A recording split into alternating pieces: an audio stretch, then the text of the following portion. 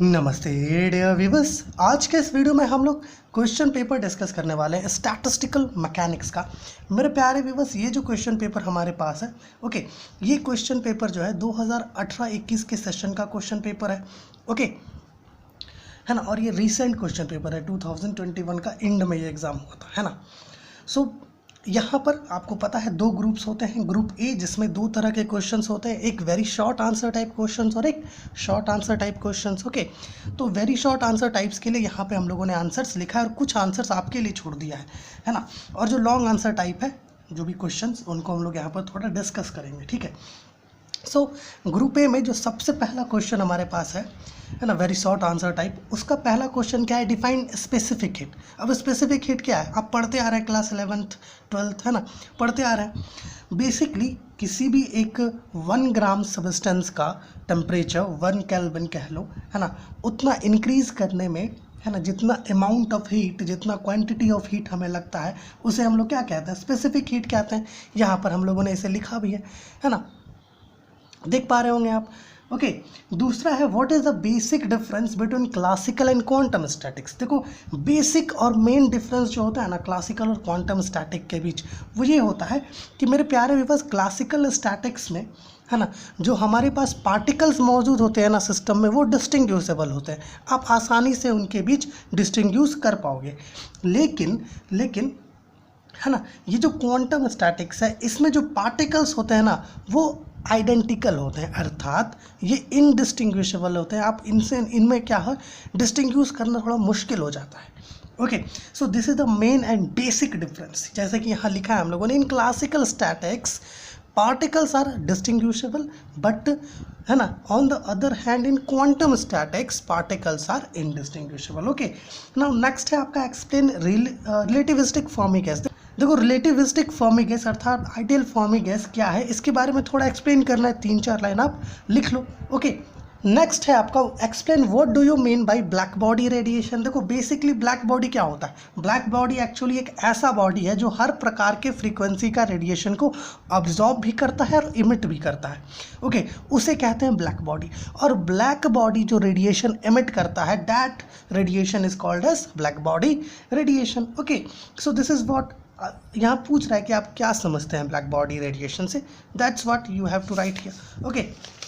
Now आगे हमारे पास गिवन है एक्सप्लेन थर्मोडायनेमिक प्रोबेबिलिटी, है ना। थर्मोडायनेमिक प्रोबेबिलिटी क्या है, देखो बेसिकली क्या होता है, जो एनर्जी डिस्ट्रीब्यूशन होता है ना, ओके, वहाँ पर एक गिवन मैक्रो स्टेट के करस्पॉन्डिंग जो नंबर ऑफ माइक्रो स्टेट्स होते हैं, ओके, उन्हीं को कहा जाता है थर्मोडायनेमिक प्रोबेबिलिटी, ओके। यहाँ पे हम लोगों ने लिखा है कि it is the number of micro states corresponding to a given macro state when we deal with the distribution of molecules, okay, amongst an extremely large number of energy levels, है ना। जब एनर्जी लेवल्स काफ़ी large होते हैं, है ना, और इन energy levels में जब हम लोग मोलिक्यूल्स को डिस्ट्रीब्यूट करते हैं, ओके, तो हम लोग क्या देखते हैं कि गिवन मैक्रो स्टेट के कोरस्पॉन्डिंग कितना नंबर ऑफ माइक्रो स्टेट्स है, ठीक है। आगे आइए, आगे क्या है, आगे है आपका डिफाइन एंट्रोपी। एंट्रोपी क्या होता है, बेसिकली रैंडमनेस और डिसऑर्डर होता है किसी भी एक सिस्टम का, है ना।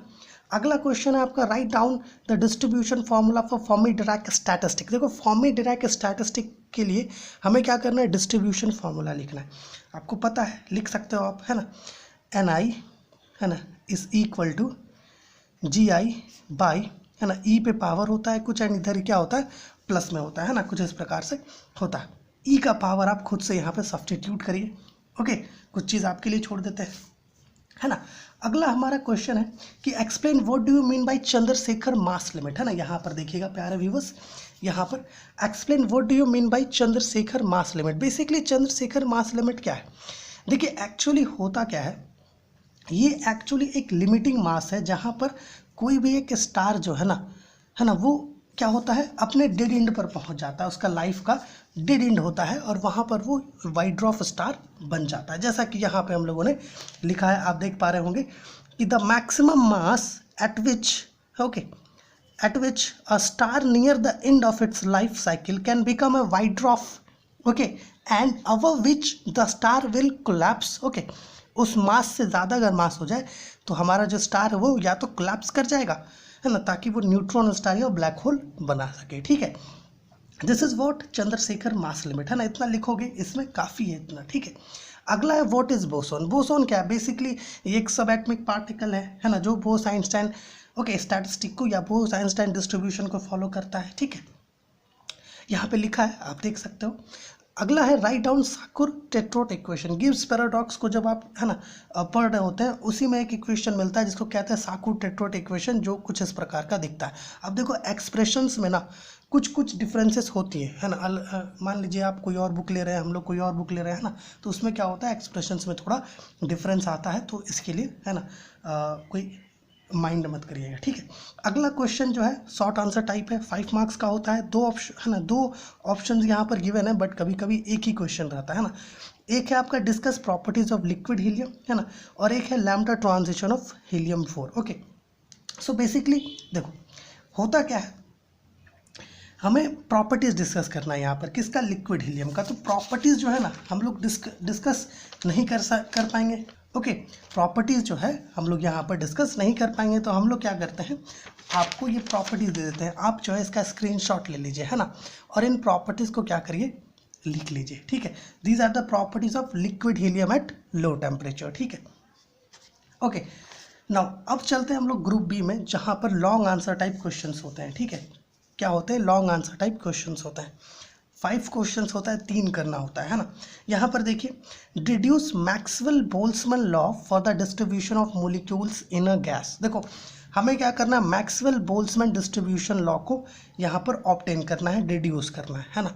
और फिर इसी मैक्सवेल बोल्ट्जमैन डिस्ट्रीब्यूशन लॉ की मदद से मेरे प्यारे व्यूअर्स, हमें theorem of equipartition of energy को यहाँ पर क्या करना है, प्रूफ करना है। Okay, for all degrees of freedom के लिए, ठीक है।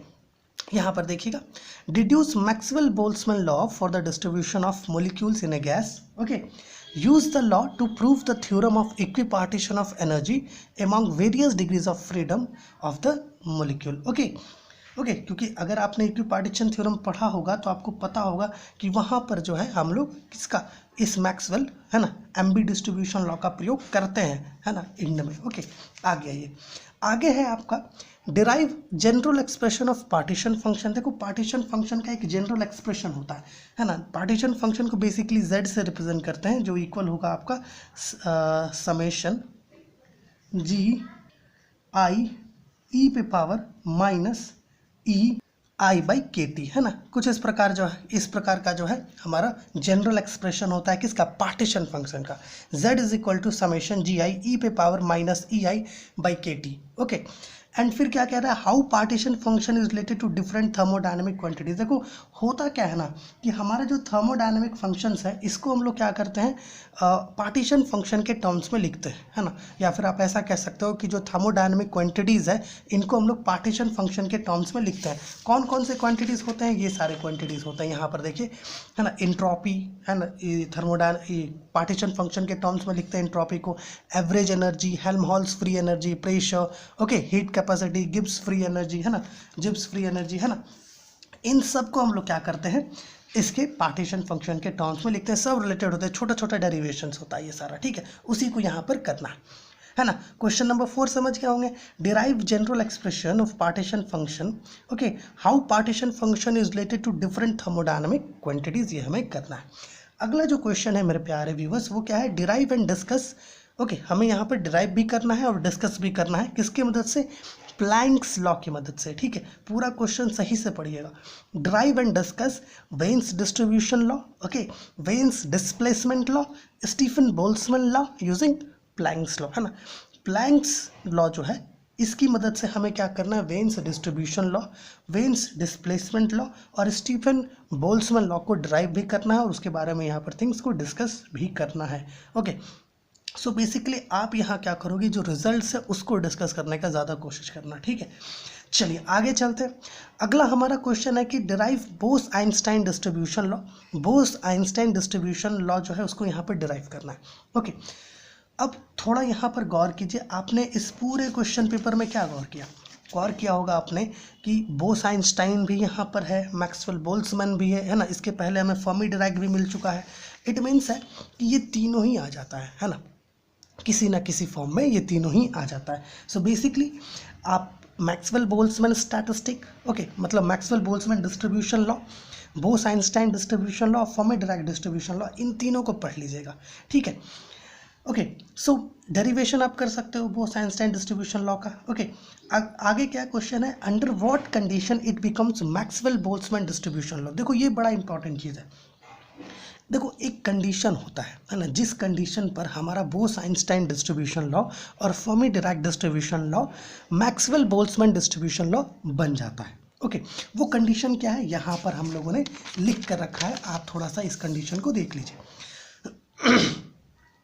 Both Fermi Dirac and Bose-Einstein statistic become ambi-statistic at high temperature और low concentration, है ना। हाई टेम्परेचर और लो कंसेंट्रेशन पर क्या होता है, यहाँ पर लो कंसेंट्रेशन आप ऐड कर लीजिएगा।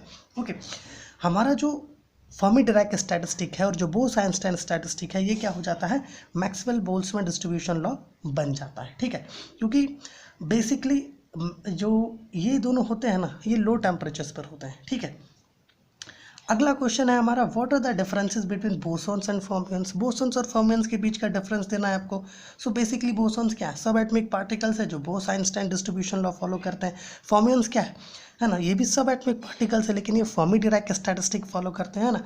बोस आइंस्टाइन के पास, माफ़ कीजिएगा, बोसॉन्स के पास है ना इंटीग्रल स्पिन होता है, लेकिन फर्मियंस के पास हाफ इंटीग्रल स्पिन होता है ना। बोसॉन्स पॉलीज एक्सक्लूजन प्रिंसिपल नहीं ओबे करते, ये पॉलीज एक्सक्लूजन प्रिंसिपल को ओबे करते हैं, है ना। बोसॉन्स को हम लोग सिमेट्रिक फंक्शन की मदद से रिप्रेजेंट करते हैं, फर्मियंस को असिमेट्रिक फंक्शन की मदद से रिप्रेजेंट करते हैं। ओके, इसी में एक और क्वेश्चन है कि find an expression for the energy distribution for electron gas in metals. Okay, so मेरे प्यारे व्यूअर्स, आप Fermi Dirac statistic, Bose Einstein statistic और मैक्सवेल बोल्ट्जमैन स्टैटिस्टिक, इन तीनों को आप पढ़ के जाना। इन तीनों में से है ना डेफिनेट है कि 15 मार्क्स में कोई ना कोई एक आएगा ही आएगा, है ना।